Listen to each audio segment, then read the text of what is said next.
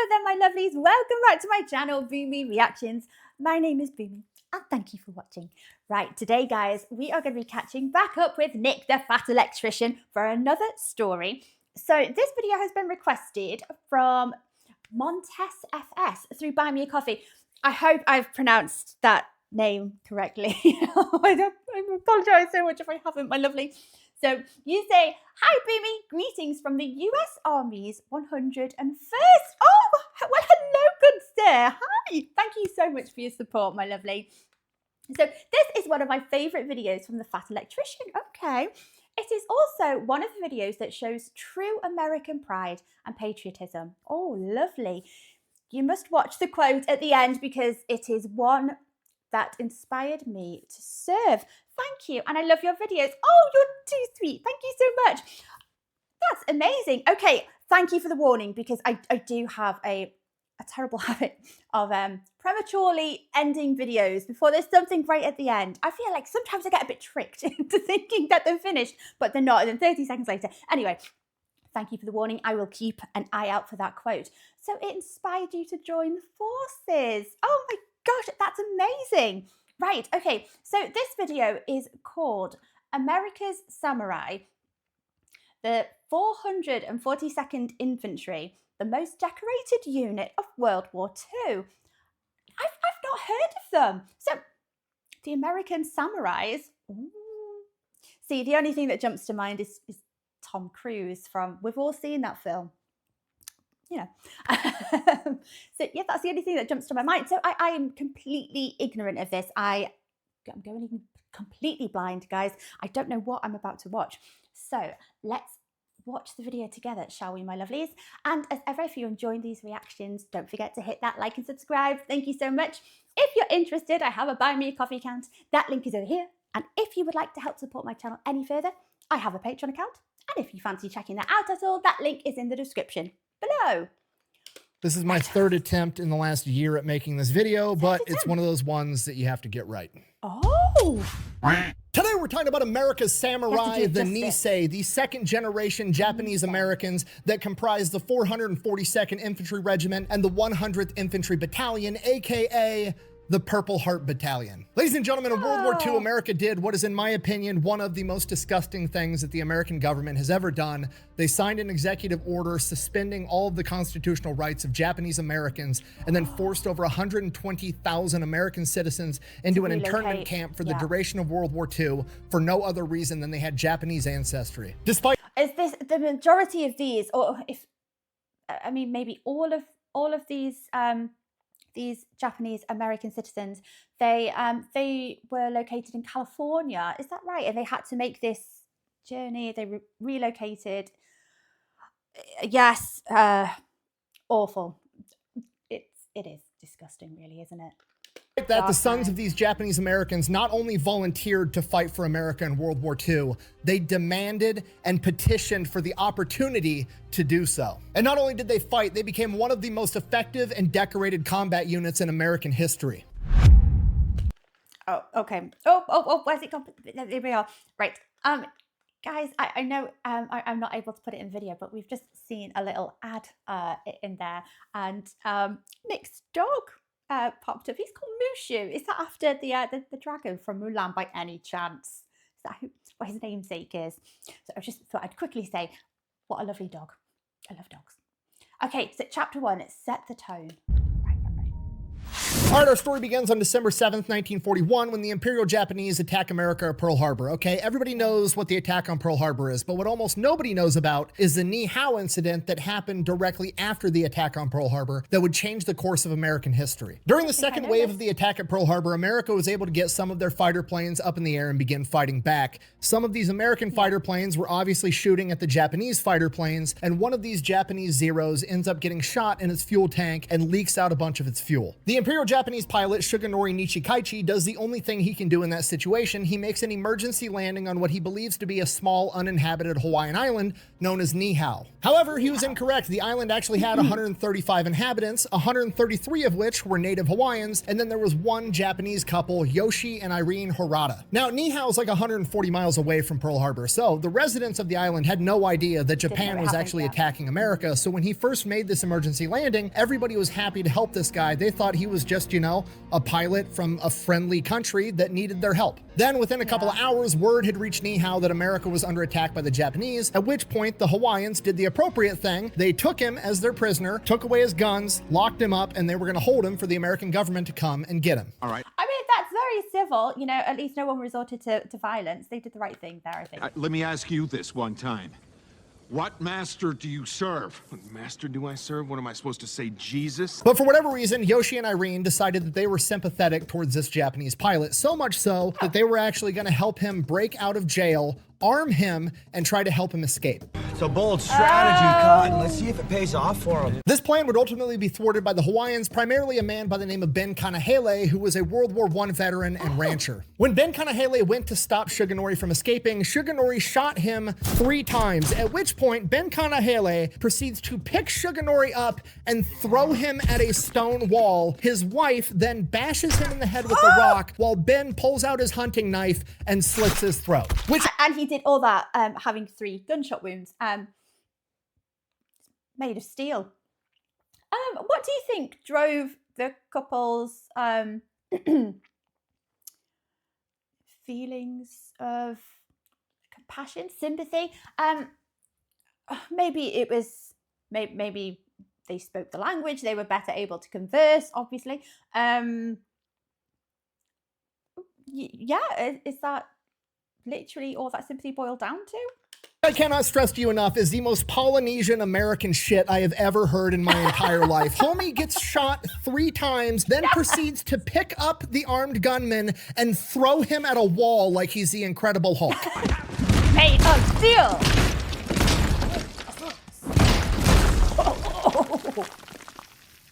After that, Yoshi, the Japanese man that was trying to help him escape, would also wind up dead, and his wife Irene would end up being incarcerated for the rest of World War II. So Ben Kanahele saves the day. Hooray, that's good. Bad news, this is a really, really bad look for pretty much all Japanese Americans, right? There was 2 Japanese Americans present, and they elected to side with the Imperial Japanese that were attacking America. And this winds up being one of the main catalysts and excuses for the American government discriminating against American citizens that had Japanese ancestry.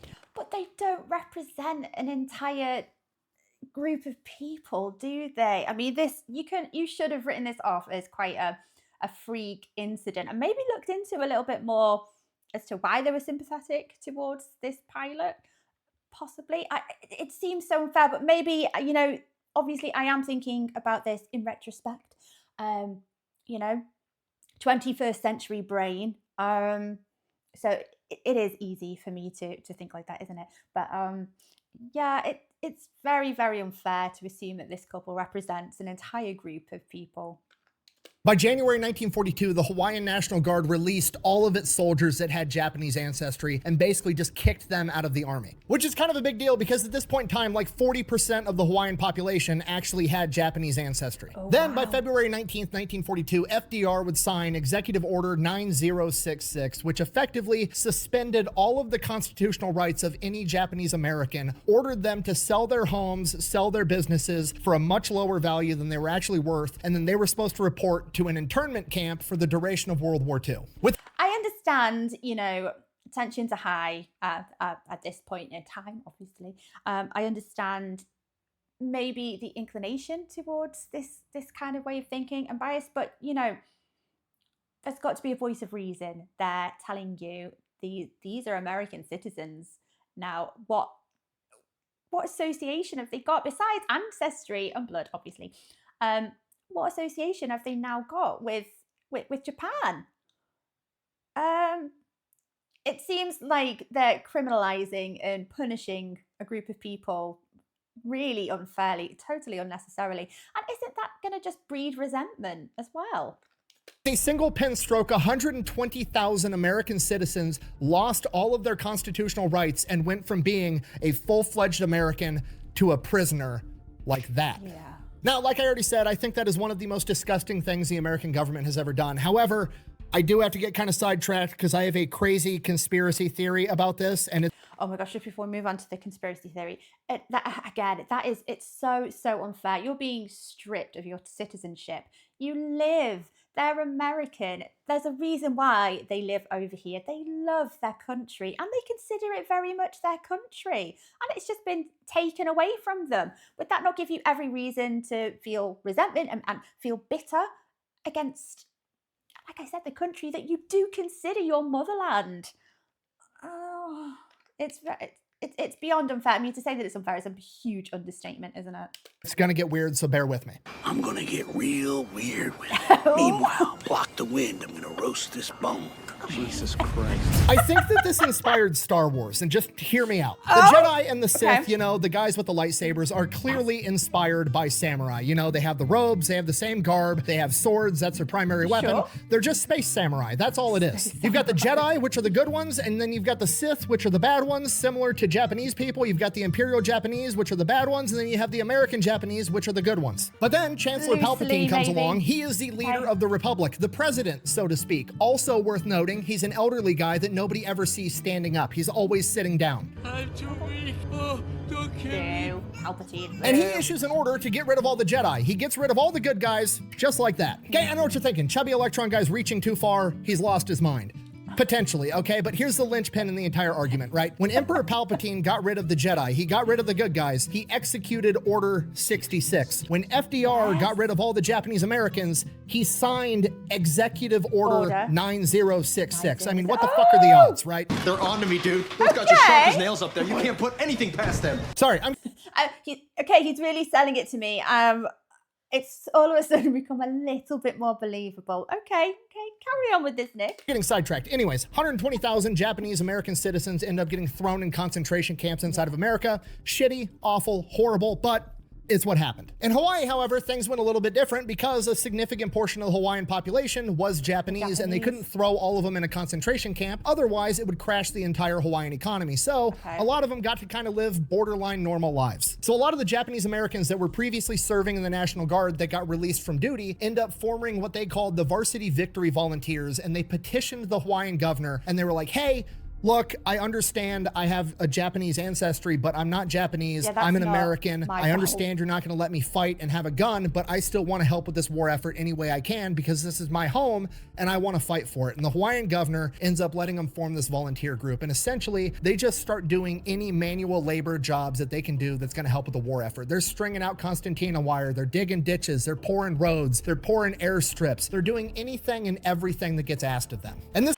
I mean, come on, you can't get more noble, reasonable than that. You know, they really, really want to contribute towards the war effort. They understand, however, you know, we're being reasonable. We understand the reasons behind why you would not want to let us bear arms.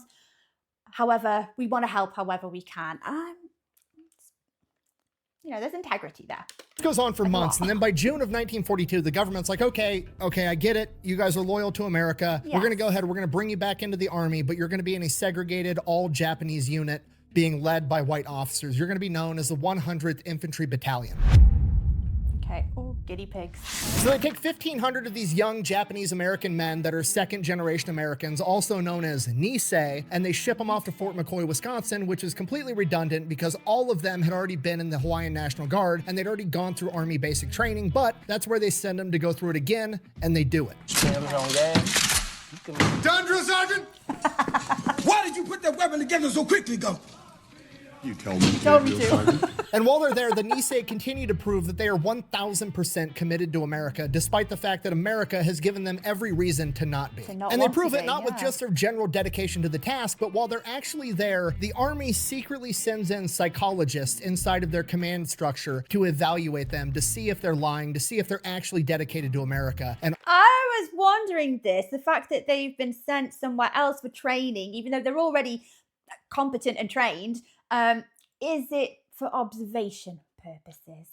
Okay, yeah, I think so. To maybe not test the loyalty, but to observe behavior, observe. Oh, okay, Okay.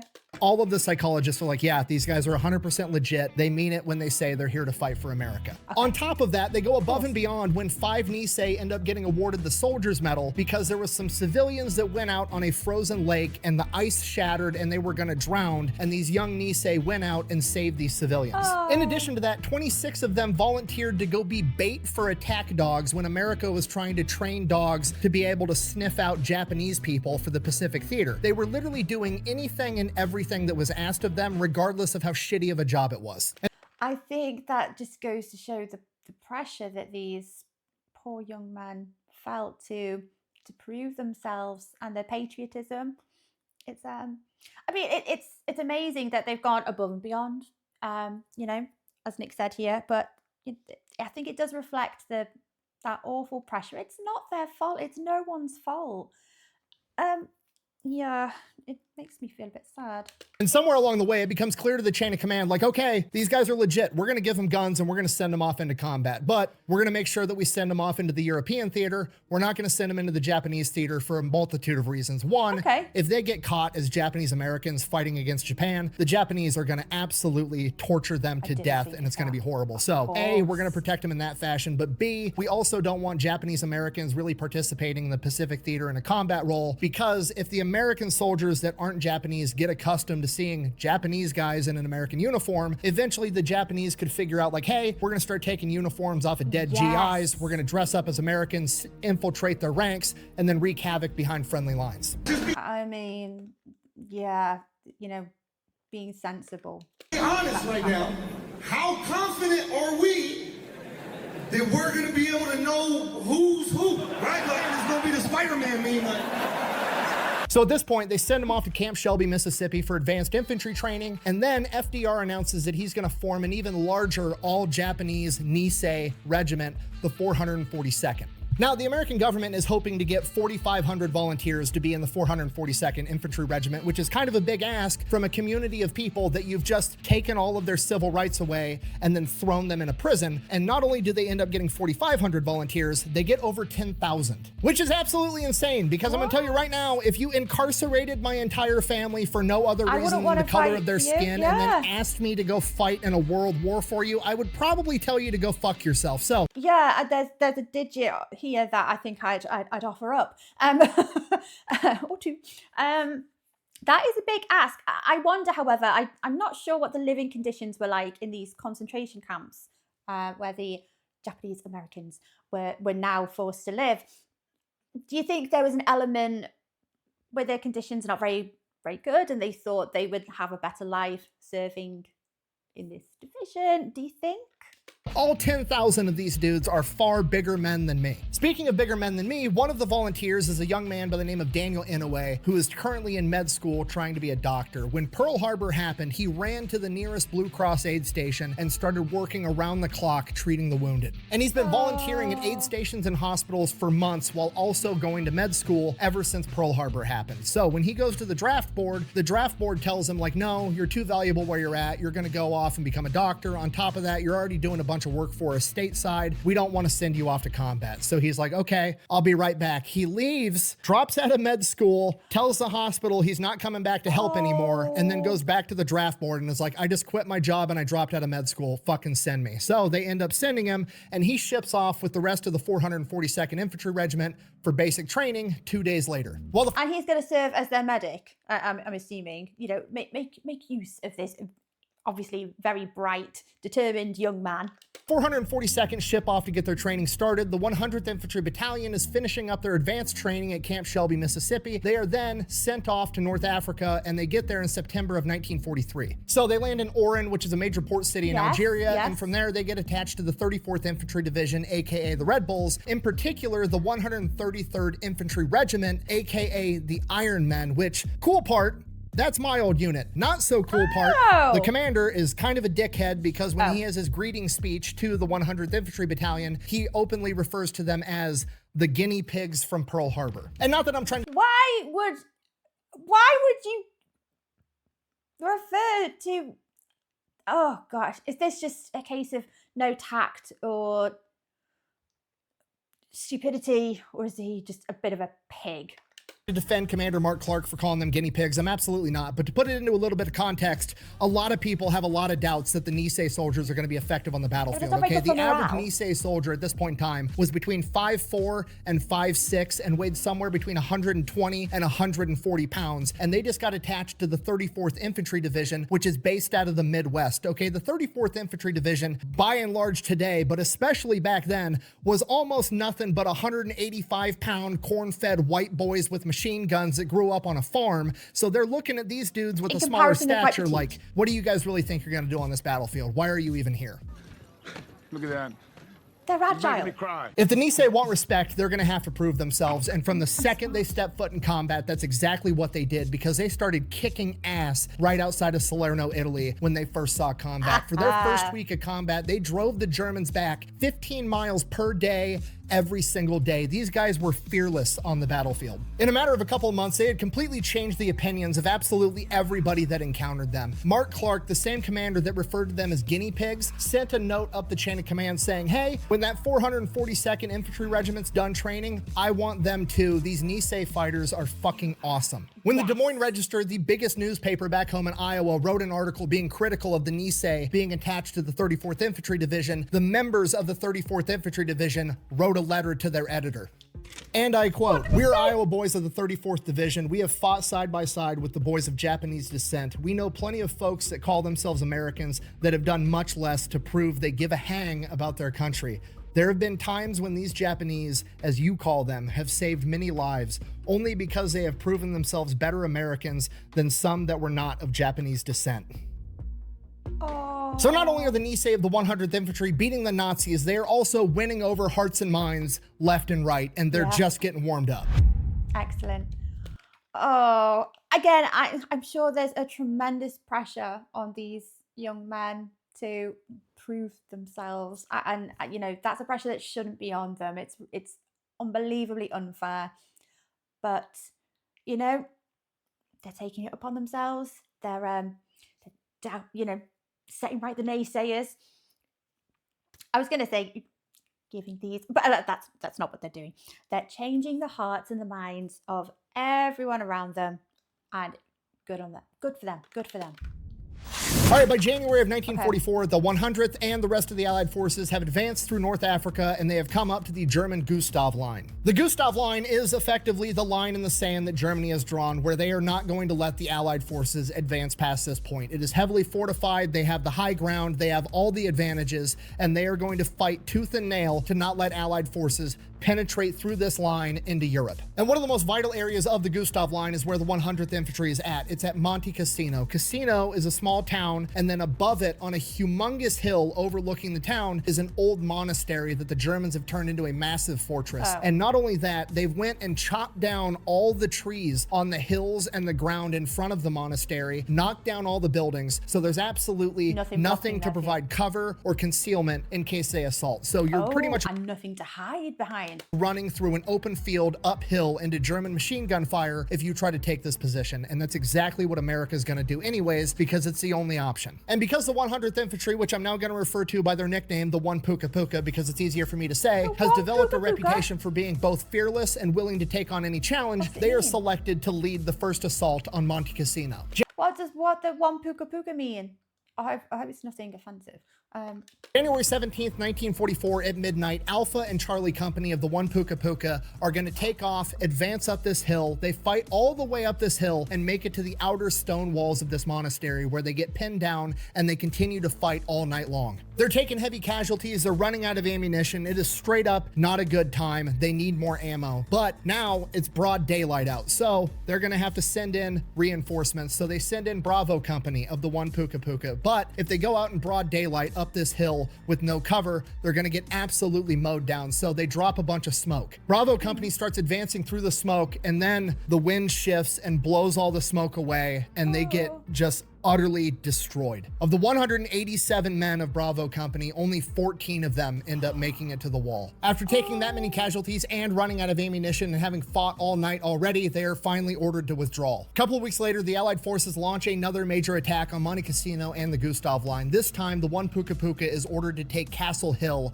a neighboring hill to the monastery that's of vital importance to be able to cut off support. The Niihau actually managed to fight their way up the hill and take the top of the hill, and they managed to hold it for 4 straight days, fighting their asses off. But then eventually the flanks of the 34th Infantry end up collapsing, and they're about to get completely surrounded and stuck on top of this hill, at which point they are ordered to withdraw again. By this point, the 100th Infantry Battalion has lost 50% of their men, and they are ordered to the rear where they can recuperate and pick up reinforcements to replenish their ranks. People start referring to them as the Purple Heart Battalion and the Little Men of Iron, a play on the 133rd Infantry Regiment's Iron Men nickname. After a brief recuperation, they are then sent to a different spot on the Gustav line near Anzio, and this spot of the line is essentially World War I-esque warfare. Each team has their trench, and there's just no man's land in between. For 2 months straight, all they do is sit inside their trenches and their foxholes. They fight all night and they sleep all day. The 1 Puka Puka starts referring to it as Dracula days. They sleep during the day, they draw blood at night. While the 1 Puka Puka is there, there is a third major attack on Monte Cassino by other Allied forces that also fails. At this point, the chain of command's getting restless, they're pissed, they need to break through the German Gustav line, and eventually they come to the conclusion, fuck it, we're just gonna pick a point where we're gonna attack, and we're gonna hit that singular point along the line with absolutely everything we've got. The problem is, the Germans have massive tank units in the area too, and they need to know where those tank units are, because if they decide to attack at a singular point, and that's the point where there's a bunch of German tanks, it's not gonna go that great for the Allied forces. So they need to figure this out, otherwise this is gonna be a humongous gamble. At this point, a member of the 1 Puka Puka steps forward and goes to the chain of command because he's got an idea, and that man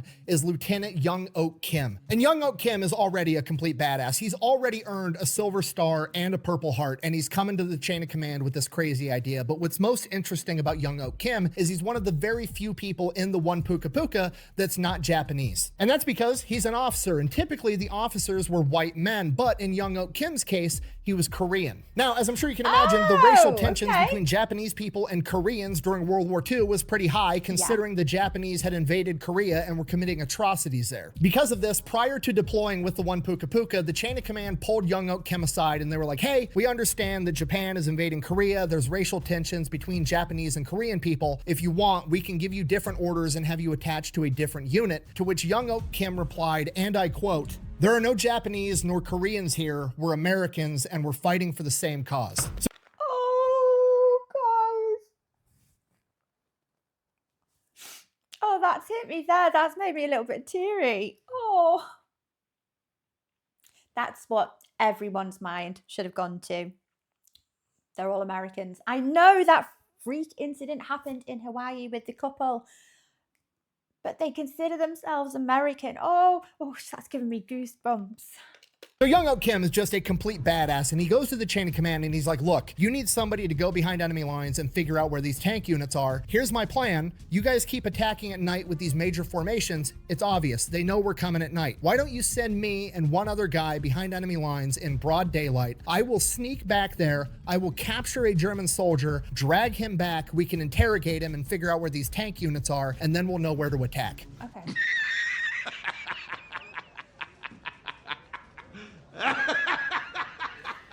Sounds a bit risky.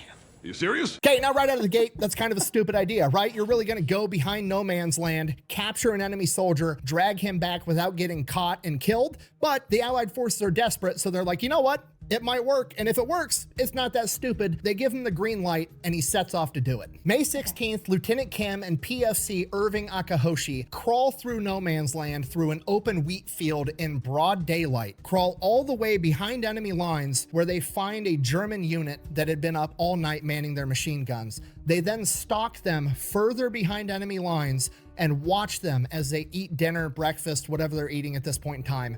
Watch them eat and then fall asleep. And then when two dudes go to, be the guards, they stalk them and then they end up sitting there and waiting till they fall asleep, and they wake them up by shoving their guns in their mouths so they can't scream. Kim and Akahoshi then take their 2 German prisoners, smuggle them back through no man's land, behind friendly lines, turn the prisoners over, they get interrogated, they gather the intel as to where the German tank units are, and define the battle plans for the entire Allied advance. I mean, to be fair, they've gone above and beyond. They haven't just got the 1 prisoner that they said they were going to capture, the one German soldier. They've got 2. They brought 2 back. 48 hours later, after setting off on his mission, the Allied forces launched their attack and Monte Cassino falls on May 18th. Lieutenant Young Ok Kim is then awarded the Distinguished Service Cross, the 2nd highest award in the American military. And as he's getting that pinned on his chest, Commander Mark Clark looks down and sees his 1st lieutenant rank, and then points over to a captain nearby and is like, "You, Mayor." Captain approaches, he rips the captain rank off of this guy and pins Lieutenant Young Ok Kim as a captain as well. Cutting back to the rest of the 1 Puka Puka over at Anzio, they also coordinated the attack with the 4th Battle of Monte Cassino, so that if Monte Cassino fell, they were also going to launch their offensive, hopefully driving the Germans back, so that they broke the Gustav line in 2 locations. That way, they could advance forward and in and either crush the Germans in the middle, or the Germans would be forced to retreat. And that's exactly what ended up happening. And not only that, the 1 Puka Puka was the lead element of the Anzio breakout. So now the Allied forces are chasing the Germans as they advance towards Rome, and the 1 Puka Puka is out front. And as they get near Rome, they're like 15 miles outside of Rome. They are going to be the first Americans to set foot in a major European capital as the Allied forces capture it. They are ordered to stand down as they peel off the side of the road and just kind of hang out in the ditch, and they don't know what's going on. And then other American units start catching up, and then they keep marching, and they keep marching into Rome. And now the 1 Puka Puka is not the first into Rome, and it dawns on them, they pulled us off to the side because they didn't want a bunch of Japanese dudes being the first Americans to capture a major European capital. They never— Oh, that's a spit in the face. That's disgusting.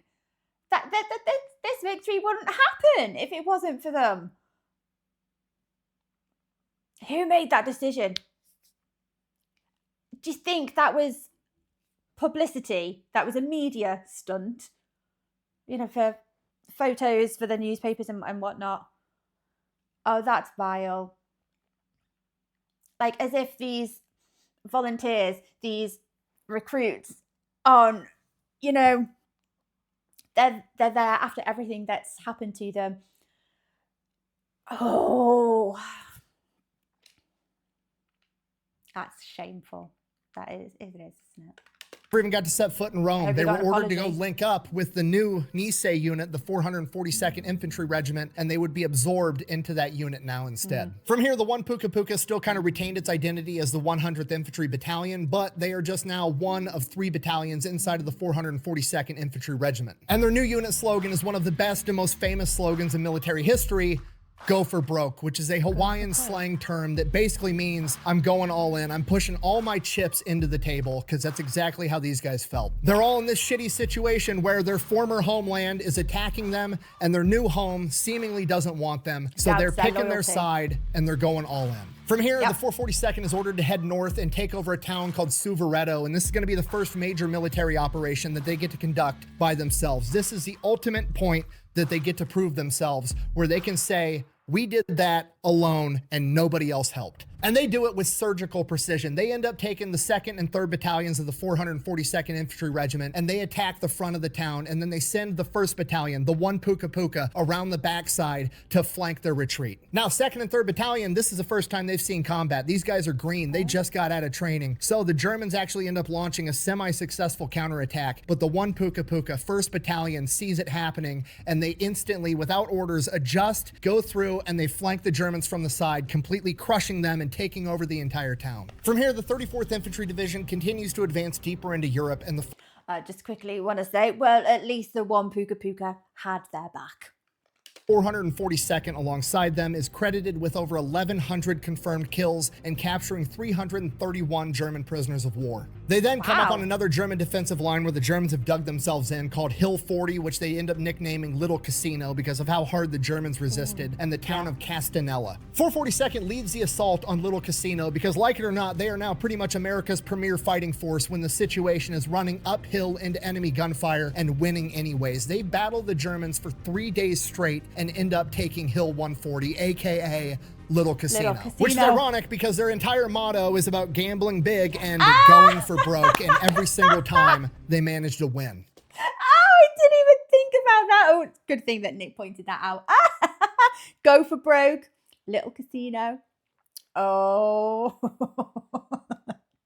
Oh no! I'm ruined! From here, the 442nd goes on R&R for a little while. Then they get called back in. They are going to go into France, and they are getting detached from the 34th Infantry Division, and they are getting reattached to the 36th Infantry Division out of Texas. They travel 500 miles by foot and rail into France. They link up with the Texans, and they go back into battle. Now, combat from here, the terrain's completely different. They're in the Vosges Mountains. This combat is brutal. They're in heavily wooded forests, and every time they have to take a hill with Germans on top of it, the Germans retreat, run down the hill, run right up another hill, and then they have to fight up the high ground again. It's absolutely miserable. And the first thing they need to do is they need to take over a town called Broyères, and in order to do that, they have to take over all the hills surrounding the town. There's 4 big ones, A, B, C, and D. The 442nd is in charge of taking over all the hills, while the rest of the 36th Infantry goes in and takes over the town. 442nd goes to work, they do their thing, they run uphill into German machine gun fire, take the hills anyways on A, B, and C. But on D, the Germans are putting up a hell of a fight. This battle goes on for hours. It's just a seesaw battle of they drive up the hill, they get driven back down, they drive up, they get driven back down. It is yard by yard, brutal combat. They're taking heavy casualties. There's finally a lull in the battle. There's not a wave going up. And normally, all the combat they've been experienced to at this time, the Germans have been pretty respectful of the rules of war, right? When you're not launching an attack, you send out the medics go out there, they pick up the casualties, they pick up the dead, they bring them back, they get everybody taken care of. Nah, something tells me at this point in time, I think Germany are starting to become a bit desperate. So that obeying the rules of war is going to go out the window. Extend the enemy the same courtesy. That's usually how it's gone at this point. But now the Germans are getting desperate because D-Day has already happened. Shit is hitting the fan, and they are no longer playing by the rules. The 442nd doesn't know that, so they send the medics out. The medics go, they lay out the litter, they grab a guy that's been shot, still alive, probably gonna survive. His name's Abe Ohama. They get him on the litter, and they start carrying him back, and then the Germans open up on the medics and the wounded with machine gun fire. Abe Ohama, while he was on the litter, was struck again and immediately killed. Seeing this, the rest of the 442nd, unprompted, without orders, pissed off, gets on their feet and charges the hill while screaming, takes the entire hill, killing 50 Germans and capturing another 7 as POWs. The 442nd has just conducted what is very reminiscent of a Japanese bonsai charge, and it's practice that they're going to need for later. From here, the rest of the 36th Infantry goes in, they take over Broyères, and the 442nd renames Hill D Ohama's Hill. Oh, Ohama's Hill. Well, what did they expect? You know, that reaction from just there's no words. That's vile. At this point, the 442nd's been fighting nonstop for weeks on end, so they're finally sent back to the rear for R&R. And the second they get there, it's like 2 a.m. in the morning, they immediately get told there's an emergency, they got to turn back around and head back to the front line. The commander of the 36th Infantry, General Dahlquist, somehow got placed in charge of an entire infantry division and had never actually been in combat. In addition to that, men that served underneath him said he seemed to care more about being the first unit into Germany than he did about actually taking care of his guys and keeping them alive. These factors would culminate and come to a head on October 24th, 1944, when he would order the 1st Battalion of the 141st Infantry Regiment to overextend into German lines, and they would then be engulfed and completely surrounded by an entire German division. To put that into perspective, if you don't know military unit sizes, that's about 300 men surrounded by about 6,000. So while the 442nd is making their way back to the front lines, General Dahlquist orders the 1st and 2nd Battalion of the 141st Infantry to go in and save their buddies. They go, they try fighting, they end up getting pushed back. And here's the kicker. The Germans just think that the Americans are trying to break through the line. They don't know that the Americans are freaking out because there's an entire battalion surrounded. They have no idea that 1st Battalion is up above them on a ridge. But from the American perspective, they think obviously the Germans know that. So they're like, oh shit, we can't punch through the line to go save them. we better start airdropping in ammunition, food, and water so they can stay up on that ridge and fight as long as possible. So they go and try to airdrop a bunch of supplies to them. The airdrop gets caught by the wind and goes off course. And then the Germans are like, wait a minute, why the fuck are the Americans airdropping supplies to us? Oh shit, we have an entire battalion surrounded. Congratulations, you played yourself. So now they start attacking. So now it's totally obvious. Okay. I you know, to give people a little bit of credit, it's one thing for us to be able to look back 100 odd years later and be like, okay, this happened because you guys did this, you should not have done it.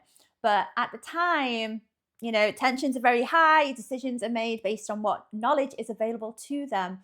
And, you know, we have the power of being able to look back and see like all of these things. And you know what I'm trying to say. You know what I'm trying to say. The Lost Battalion 2, the 442nd makes it to the front line on October 28th. Now, in hindsight, some of the Niihau feel they were sent in particular because they were deemed expendable, and if they all died, it wouldn't be that big of a deal. However, a lot of the other Niihau like to believe they were sent in because they were the best. So the 442nd goes in, and it is absolutely brutal. The Germans have minefields all over the fucking place.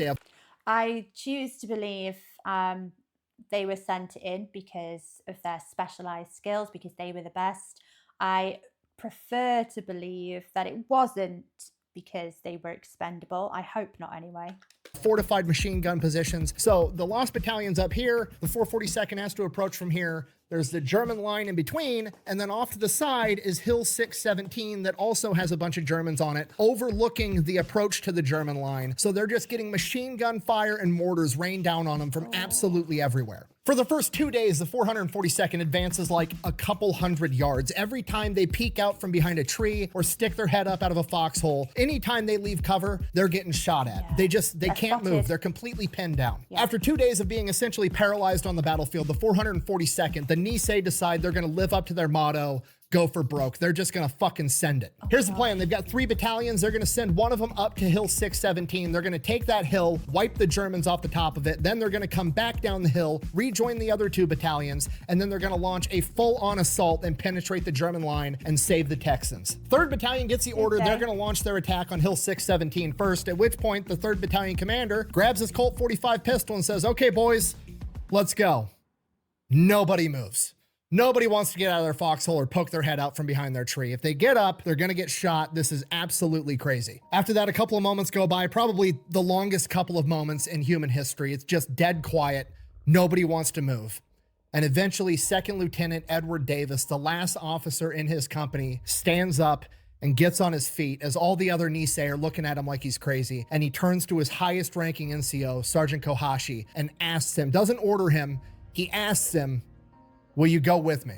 Sergeant Kohashi leaps up onto his feet, screams a battle cry, and starts running up the hill. And all of the other Niihau do the exact same thing as they have a full frontal assault up this hill. Some of the men even sarcastically screamed "Banzai," both making fun of the Japanese that do this and making fun of the situation as a whole, literally being a smartass in the face of death. They take heavy casualties, but within an hour, they've cleared all the Germans off the top of Hill 617. Oh my gosh! Oh, they did it, guys! I've got goosebumps.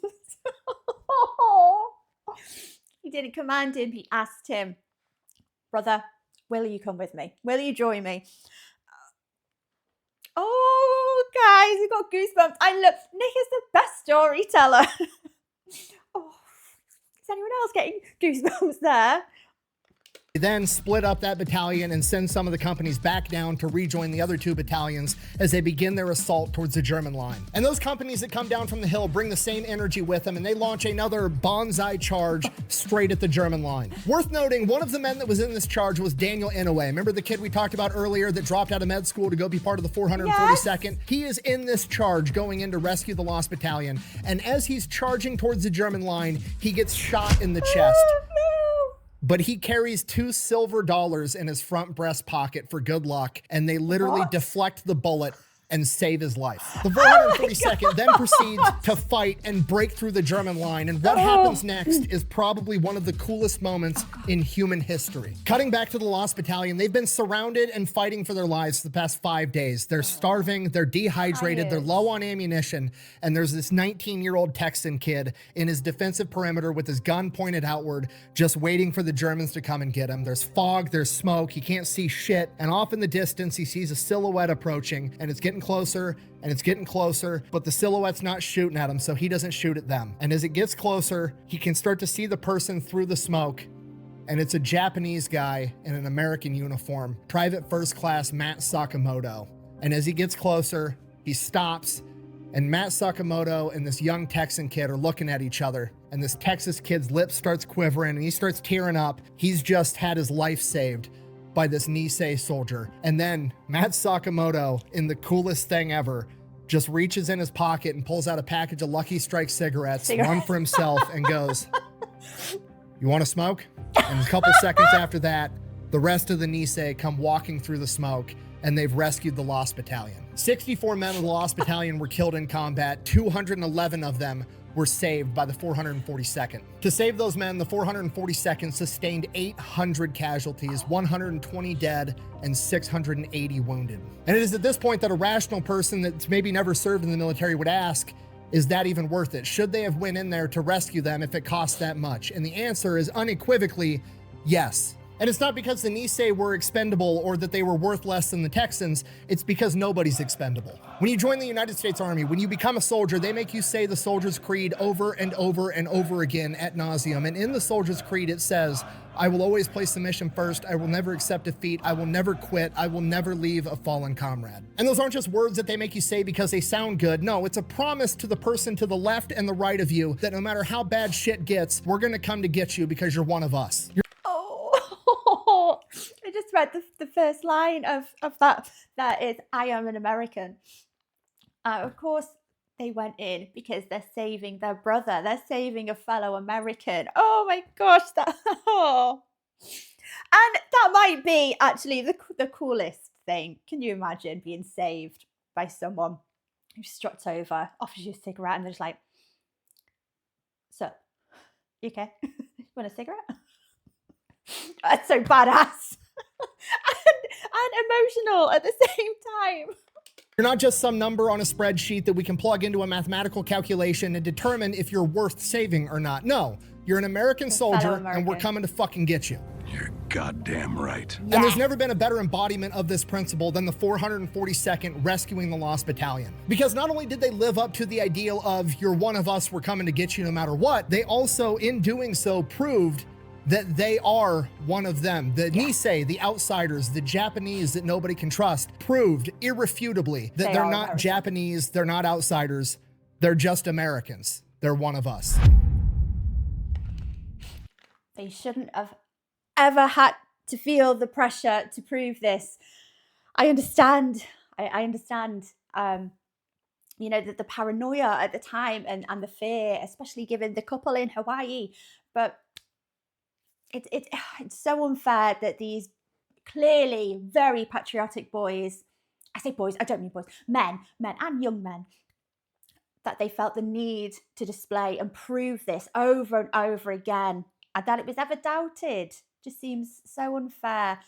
Oh my gosh. Oh, that had me there. Woo. Okay, now, finally, after getting pulled off of R&R almost immediately to go save the day and rescue the Lost Battalion, they are then finally sent to southern France where they can actually have some R&R. And from November till March, they're on a security detail that's relatively low impact. They get to rest, recuperate, they get their ranks replenished, and this is referred to as the Champagne Campaign. Then in April of 1945, the Allied forces finally make it to the German Gothic Line, their last ditch effort of defenses inside of Italy. It is heavily fortified, and like everything else the Germans made, it's believed to be impenetrable. That's actually hilarious. So the Allied forces called up the A-Team. They bring in the 442nd. Nothing has fucking stopped these guys yet. this probably isn't going to stop them either. And because they're the best guys, they're going to get the toughest mission. They are assigned to attack one of the mountain strong points of the entire Gothic line. Literally, the most impenetrable part, that's where the 442nd is going to attack. Now, the reason the chain of command did this is they wanted to use the 442nd as a diversionary attack, right? They're going to have the 442nd attack this super strong point. That way, the Germans are going to send all of their reinforcement troops to this strong point to hold that point, right? And then once all the reserve troops are there fighting the 442nd, because these guys aren't going to give up, and hell, they might win anyways, they're going to be able to attack a weaker part in the Gothic line and punch through. However, have they got a bit of a reputation at this point in the war as well, do you think, where the German forces knew, oh no, these are going to annihilate us. Send more soldiers. We need to get them away. We need to sort them out. Do you think they had a reputation amongst the enemy at this point as well? However, nobody told the 442nd that, so the 442nd treats it not as a diversionary attack, but as a main attack, and they punch through the strongest point with reinforcements anyways in a single day. Your plan. Oh my God. It worked. And during that attack on April 1st, 1945, the main character that's been there all along would finally emerge. Daniel Inouye, the 18-year-old kid that dropped out of medical school and put his dreams of becoming a surgeon on hold to go off and fight for his country. Daniel Inouye, the guy that helped save the lost battalion and had his life saved by $2 silver when he was shot in the chest, had ended up getting promoted in the field to a lieutenant and was now leading an entire platoon. During the attack on the Gothic line, Daniel Inouye's platoon gets pinned down by 3 German machine gun nests with MG-42s, the most terrifying machine gun of World War II. With his entire company pinned down, Daniel decides that he's going to live up to the unit motto of go for broke, and he's going to do some gangster shit. Advancing by himself, he gets shot in the stomach, fights through it, gets to the German machine gun nest, hits it with a grenade, blows it up, immediately shifts to go to the next German machine gun nest, makes it all the way there, throws another grenade in that one, takes out the Germans there as well. He then crawls up to the 3rd German machine gun nest, gets within 10 yards, grabs his grenade, pulls the pin, he's just holding down the spoon, winds back to throw it, and the German inside the nest shoots him with an anti-personnel grenade that hits him directly in the elbow. He was so close that the grenade didn't have time to arm itself, and it is just the blunt force trauma of a massive grenade flying at him that severs the majority of his arm. His men immediately leap up to help him, but he screams at them to stay under cover because he's worried that that arm that he's not in control of anymore is going to relax and let go of the spoon on that grenade and kill him and even more of his men, so he orders them to stay back. In his own words, and I quote, "I looked at my right hand and it was gone. The grenade was still there, clenched in a fist that suddenly wasn't a part of me anymore. I pried it out with my left hand and threw it." That grenade hits its target, and Daniel Inouye has just taken out a 3rd German machine gun nest, both left-handed and single-handedly. Literally. He then gets to his feet and continues advancing on the German position, killing at least 1 more German with his Thompson submachine gun before getting shot in the leg and collapsing to the ground unconscious. He then wakes back up flat on his back, looking up at his men who are looking down at him, and he hits them with the hardest line in military history, and I quote, "Nobody called off the war," literally telling his dudes, quit worrying about me and assault the fucking objective. Boys, we're gonna win this fight. And as if that wasn't gangster enough, Daniel Inouye is then rushed to the rear where he receives emergency medical treatment and has to get his arm amputated in the field completely sober. He had already received too much morphine in the field, they couldn't give him any more without killing him, and they don't have anesthesia on the front lines in World War II, so they just had to cut it off while he was awake. While that's going on, Inouye's men and the rest of the 442nd go on a German ass-kicking extravaganza. Over the course of the next week, they liberate like 5 towns, a concentration camp, they secure key roads. Just before we carry on, so okay, Daniel's okay. Oh my gosh, and he's medically trained. He's in the know of all the things that need to be done because of gangrene, and we don't want this, and infection, and da-da-da-da. He knows. He's a badass. That's amazing. Shot through the stomach, carries on. Severed. Not quite severed, but severed. Limb, and then, oh my gosh. I was really very anxious there that Nick was going to say that he was hit with another bullet and he wasn't going to survive. But okay, when he read out his statement, yes, What did he get awarded for this? Cut off German supply lines. They're forcing Germans to surrender left and right. The 442nd is advancing so fast that American supply lines can't even keep up, and they're forced to operate on whatever they confiscate from the Germans that they kill or surrender to them. Then on May 2nd, 1945, the German forces inside of Italy surrender. 5 days after that, May 7th, 1945, all of Germany surrenders, and World War II for the 442nd is over. Ended. When all was said and done, approximately 18,000 men fought in the 442nd Infantry Regiment. And those 18,000 men were awarded more than 18,000 medals, making them the most decorated unit in U.S. military history for their size and tenure. A few of those medals include 8 Presidential Unit Citations, which is like the Medal of Honor for a military unit, and they earned 5 of them in a single month. 21 Medals of Honor, 29 Distinguished Service Crosses, somewhere between 360 and 600 Silver Stars, 4,000 Bronze Stars, and 9,486 Purple Hearts. And that is the story of the Niihau, the Americans that made up the 442nd Infantry Regiment that had every excuse in the world to hate America and chose to love and fight for it anyways. Thank you for watching. Best way to support the channel is go buy some merch over at thefatelectrician.com. Quack bang out. Quack bang You out. fought not only the enemy, but you fought prejudice, and you've won. Keep up that fight, and we'll continue to win. To make this great republic stand for just what its Constitution says it stands for, the welfare of all the people, all the time. I feel like I'm forgetting something. Oh, Daniel Inouye, the main character. So he made a full recovery. He survived World War II. Not only that, he goes back home, and you can't exactly be a surgeon with one hand. So Daniel Inouye gets involved in politics, graduates college, ends up becoming one of the government representatives for the United States territory of Hawaii. He is then instrumental in Hawaii becoming a state, and once Hawaii becomes a state, he then becomes Hawaii's state senator until he passes away in 2012. Now, I realize that I've just glorified a politician, and that's inevitably going to rub somebody the wrong way for some reason. And to be honest, I've intentionally avoided looking at his political career while researching for this video. I genuinely have no idea right now whether that man was a Republican, a Democrat, an independent, something in between.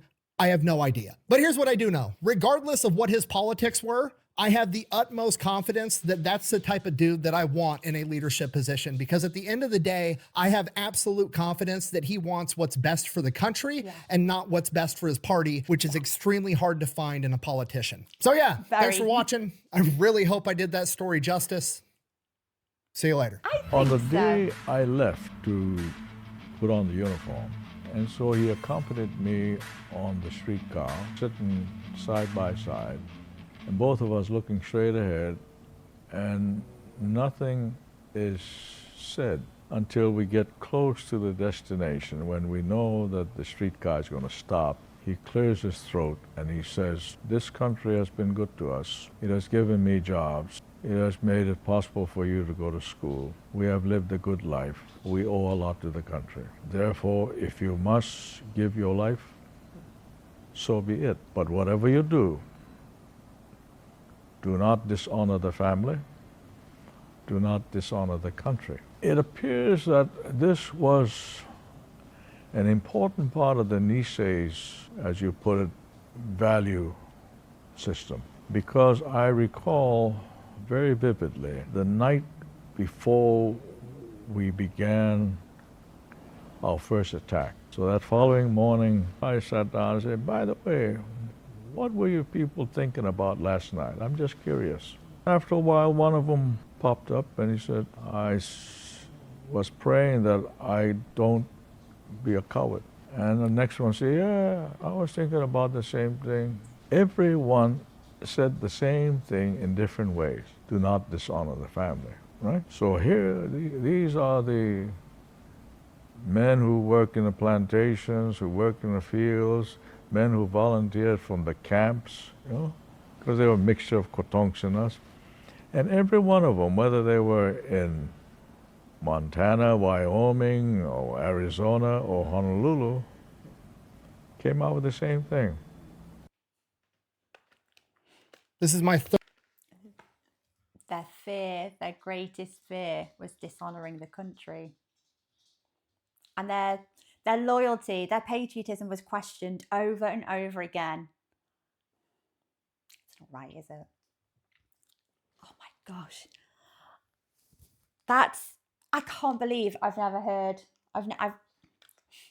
it seems crazy. I've never heard of this infantry. I've never heard of the American samurais. Obviously now I know, but why aren't we taught about more of these amazing people and their sacrifices and their feats during, particularly in the World Wars, other wars as well? It's crazy.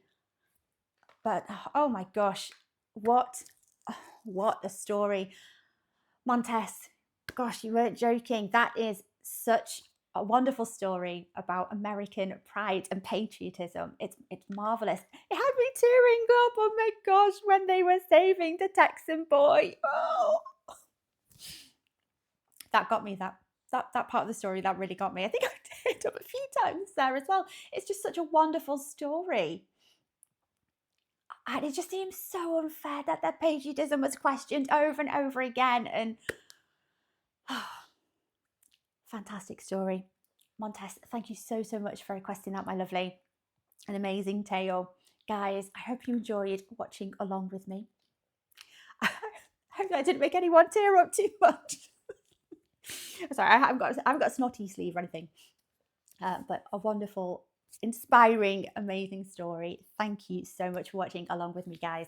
Take care of yourselves, my lovelies, and I will see you on the next video. Bye-bye.